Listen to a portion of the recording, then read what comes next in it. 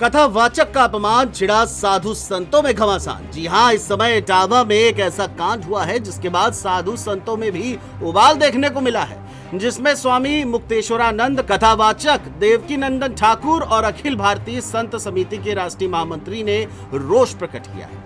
और वो क्या बोले इसके बारे में सब आपको डिटेल में बताएंगे, लेकिन सबसे पहले बात करेंगे शंकराचार्य स्वामी मुक्तेश्वरानंद की, जिन्होंने इटावा कांड में कड़ी नाराजगी जाहिर की है और कहा है कि कथावाचकों पर जल छिड़का गया या मूत्र। सवाल यह है कि उसका परिणाम क्या है। अगर ये पवित्र हो गए तो फिर उनसे कथा क्यों नहीं सुनी।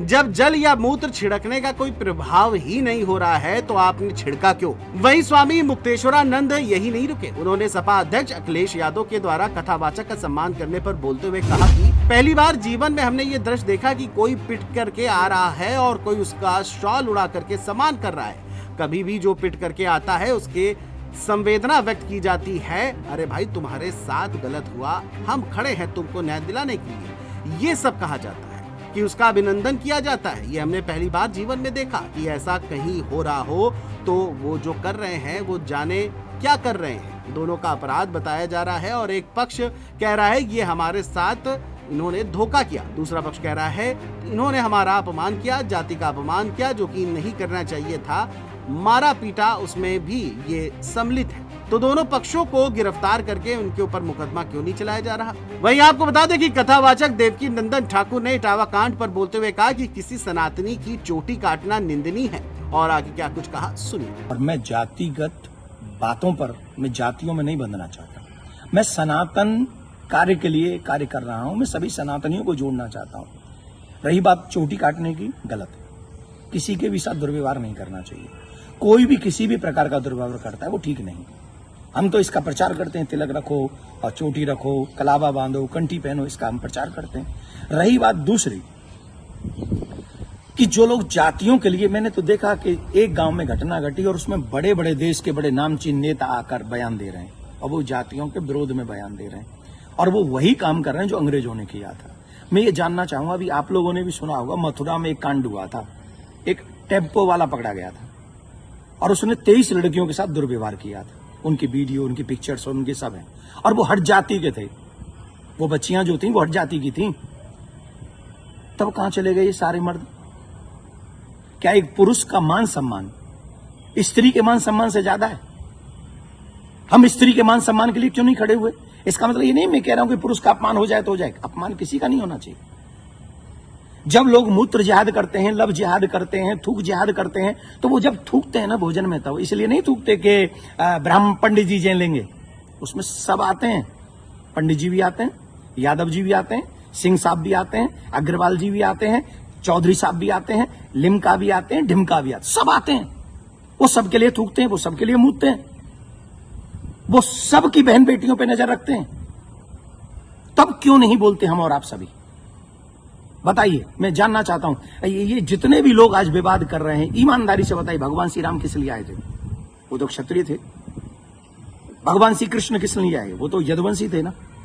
किस लिए आए थे? बताइए मुझे, जरा जवाब दीजिए, जो अपनी अपनी जातियों के जो नेता बने बैठे हैं।